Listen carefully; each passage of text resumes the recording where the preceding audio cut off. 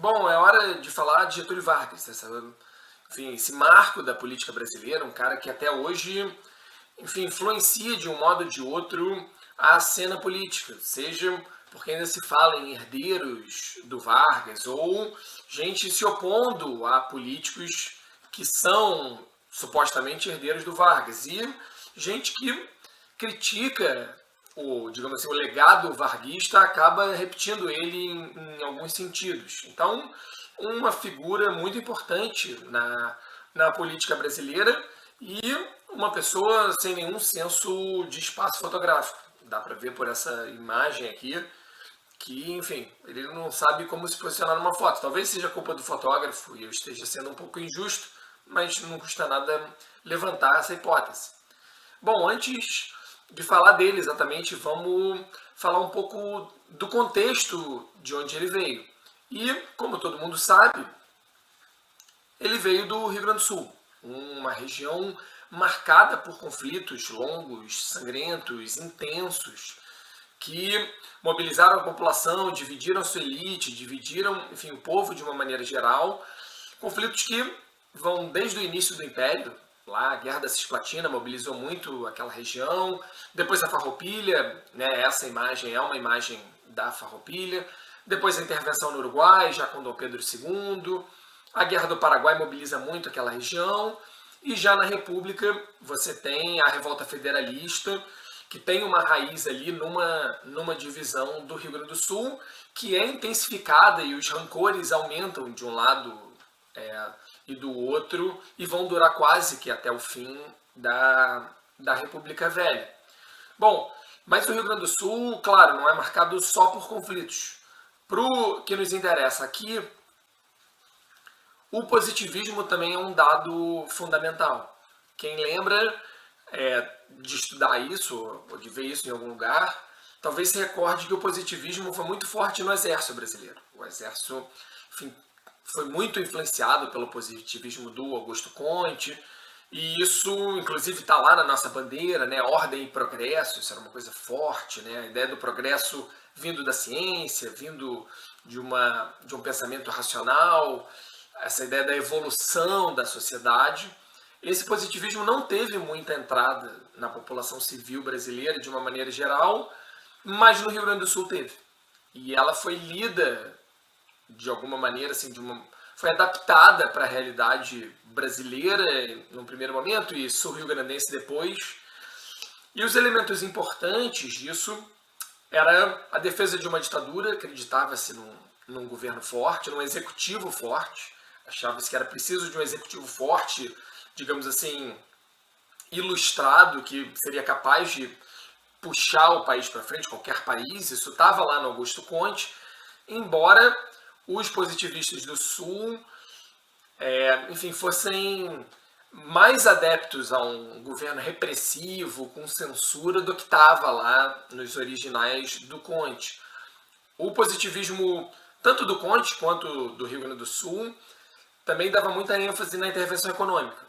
Não só uma intervenção econômica para salvar a elite cafeeira, que era, enfim, uma prática muito realizada e muito apoiada pelas elites de São Paulo, de Minas, mas eles achavam que o governo tinha que fazer mais, tinha que interferir pesado na economia para equilibrar as contas. Eles acreditavam muito num controle da inflação, controle fiscal, e essas ideias vão ser muito importantes mais para frente quando o Vargas ascender na política, quando ele tomar o poder. Bom, esse é o contexto em que ele aparece, e essa é uma foto dele, fofo, aos 18 anos, entrando no mundo militar. Ele tenta a carreira militar quando ele é jovem, fica um tempo lá, mas logo abandona. Ele acha que aquilo não é para ele e vai entrar na política. Na política, ele vai entrar no Partido Republicano do Rio Grande do Sul, que era um partido fortemente influenciado pelo positivismo. E na carreira política dele, ele logo mostra alguns traços importantes. Primeiro, uma personalidade forte. Ele não abaixa a cabeça nem para o grande líder que foi a grande figura do Rio Grande do Sul, local ali, a política local, que foi o Borges de Medeiros, uma figura nacional, mas muito importante, foi presidente do estado do Rio Grande do Sul, esse era o nome que se dava aos governadores, durante muitas vezes seguidas. Mesmo assim, o Vargas, já no começo, ou seja, ainda sem grande influência, ele bate de frente com o Borges de Medeiros, enfim, se separa dele, mas mais para frente eles reatam, mostrando uma outra faceta do Vargas muito importante para a vida dele, que é ser conciliador. O Vargas é um cara que, ao mesmo tempo que sabe bater o pé, tem suas convicções, ele sabe a hora de ceder, ele sabe a hora de voltar atrás, ele, enfim, sabe conversar com vários lados ao mesmo tempo, e isso é muito importante, não só para ele reatar com o Borges de Medeiros, para ele ser catapultado para um cargo federal, mas sobretudo já no final dos anos 20, ser governador do estado do Rio Grande do Sul, ser presidente do estado. E o Vargas é o cara que vai unir, ou começar um movimento para unir os lados opostos no Rio Grande do Sul. Né? Essa rivalidade que desde a revolta federalista estava muito forte e pareciam posições inconciliáveis. O Vargas consegue conversar com o outro lado, traz eles para conversar, para palpitar no governo dele, faz um primeiro movimento assim que chama a atenção de todo mundo. E é por esse movimento que, quando acontece o grande racha na política nacional, né, que é o racha de São Paulo e Minas, quem lembra, quem estudou deve lembrar, né, São Paulo e Minas tinham uma força muito grande na política nacional por conta do tamanho da sua população, por conta da sua economia, e eles meio que definiam sempre o próximo presidente. Eles faziam um acordo e decidiam quem seria o candidato da situação, que normalmente eu era de Minas ou era de São Paulo. Tem algumas exceções, não era um revezamento, digamos assim, necessariamente um Minas e um São Paulo. Se você olhar, você vai ver que não é bem assim, mas de qualquer maneira sempre havia um certo consenso. E para a eleição de 29 não houve consenso. O Washington Luiz, que era então o presidente, queria indicar um outro paulista, o Júlio Prestes, mas Minas Gerais achava que era a vez de um mineiro. Sobretudo porque o Brasil vinha numa crise, uma crise fiscal importante, porque os governos estavam gastando muito dinheiro estaduais, mas bancados pelo governo federal, apoiados pelo governo federal, de comprar o café excedente. Isso fazia o governo ter muito gasto, não tinha arrecadação que compensasse esse gasto. Então, os gastos do governo estavam indo para o buraco, estavam indo para a lama. Um cenário internacional que se tornava cada vez mais estranho. Vai estourar a crise de 29 ali, bem perto da eleição. A crise de 29 em si, ela não influencia tanto a eleição, mas o clima que levou a ela certamente fez diferença. Então, Minas e São Paulo não chegam a nenhum acordo. O Washington Luiz, um paulista, banca que vai querer o Júlio Prestes, e aí Minas Gerais diz não, então a gente quer outro, a gente vai lançar uma outra chapa. Para não ser um mineiro, para não ficar com aquele clima de não, é uma briga entre dois poderosos para saber quem manda mais, Minas se aproxima justamente do Rio Grande do Sul, que era uma espécie de terceira força política brasileira, e se aproxima do Getúlio Vargas, um cara que poderia, por essa fama recente dele, costurar um acordo entre os outros estados, entre outras elites. E assim nasceu a Aliança Liberal. Era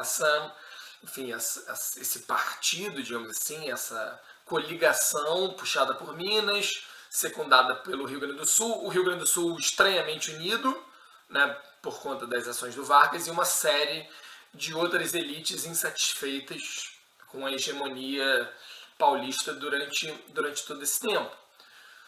O Vargas aceita a candidatura de cara, mas sem se opor muito diretamente ao enfim, a situação, ele é apenas um candidato de oposição, faz uma campanha nacional, a campanha de 29 é uma campanha que mobiliza bastante as pessoas, é a eleição em que mais brasileiros votam de todo o período da República Velha. Então, assim, foi uma eleição movimentada, foi uma eleição concorrida. Havia muita fraude, né? Quem lembra desse período, havia muita fraude de muitas maneiras. Certamente a Aliança Liberal fraudou bastante também, estamos falando de elites regionais, mas quem estava no governo sempre tinha o controle da eleição, enfim, da contagem, da fiscalização, isso dava uma vantagem muito grande e o Júlio Prestes acaba vencendo a eleição. O Vargas reconhece a derrota, o Borges de Medeiros, outro nome forte, né, do Sul e dessa chapa, também tende a aceitar a derrota. No entanto, alguns grupos da Aliança Liberal, sobretudo militares, mas não só militares, tenentes, jovens tenentes que já tinham se oposto à República Velha, esse esquema de fraude, havia grupos que davam indícios de que queriam melar o jogo. Havia motivos para isso, tinha havido fraude certamente, mas havia fraude de todos os lados, ou seja, havia uma certa indecisão no ar. E se você vai olhar para as falas do Vargas, o Vargas parecia não querer se comprometer. Dizia, não, realmente, acabou, mas não era muito decisivo também na hora de dizer para não ter, enfim, nenhuma revolta, nenhuma ação no sentido de melar as eleições. O que acaba virando o jogo é o famoso assassinato, ou, como diz essa reportagem, o famoso assassínio do João Pessoa, que era o vice do Vargas, um político importante da Paraíba, que é assassinado brutalmente. Sabe-se hoje por questões pessoais, uma questão de traição, sei lá, um negócio meio assim. E só que os grupos da Aliança Liberal viram nisso uma chance de dizer que havia sido um assassinato político e que, portanto, a situação, o Aston Luiz, enfim, não podia continuar governando, o Júlio Prestes não podia assumir, porque, enfim, tinham usado desse recurso absurdo de assassinar o vice. Enfim, usam esse argumento acaba mobilizando muita gente, é o ponto de partida para uma revolta armada. O exército, sobretudo os tenentes, se decidem pelo movimento nessa hora. O Vargas também resolve apoiar. Tem um dado maneiro disso que o dia do assassinato de João Pessoa é o dia que o Vargas começa a fazer o seu diário. Um diário que vai durar, enfim, quase que a vida inteira. E ele começa ali. E ele começa escrevendo no seu diário nesse dia, falando, né, como foi um dia importante, como ele se sentia compelido a agir e tal. É um diário muito estudado, tem ali sinceridade, mas também tem uma coisa... Estou escrevendo para a posteridade, que é legal. Mas o fato é que o movimento então sai das ruas, sai principalmente do Rio Grande do Sul, vai subindo em direção ao Rio. Esperava-se uma grande batalha em Itararé, que é ali a fronteira entre o Paraná e São Paulo. Só que quando as forças revolucionárias chegaram na região, viram que não tinha ninguém, né? Então foi a importante batalha que não houve. Depois vai ter um humorista importante ali dos anos 40, 50, que vai se auto-chamar de Barão de Itararé, né? A batalha que não houve. Mas o fato é que eles chegam ao Rio, né? As forças armadas chegam ao Rio, há uma certa mobilização apoiando essas forças, porque havia um certo sentimento de que aquele sistema ali já estava muito desgastado, e aí os gaúchos entram e vão amarrar os seus cavalos no obelisco da Rio Branco. Para vocês verem melhor isso aqui, vale a pena a gente deixar a imagem completa e me deixar pequenininho ali. Ali tem algumas fotos também deles amarrando mesmo o cavalo, mas aqui é a foto dos gaúchos felizões tomando seu chimarrão e amarrando e posando em frente a Rio Branco. Vitória da Revolução. Vale a pena terminar com que o Vargas escreveu no seu diário nesse dia: quantas vezes desejei a morte como solução da vida? E afinal, depois de humilhar-me, quase suplicar para que os outros nada sofressem, sentindo que tudo era inútil, decidi-me pela revolução. Eu, o mais pacífico dos homens, decidido a morrer. E venci. Vencemos todos. E triunfou a revolução. Ele chegou ao poder.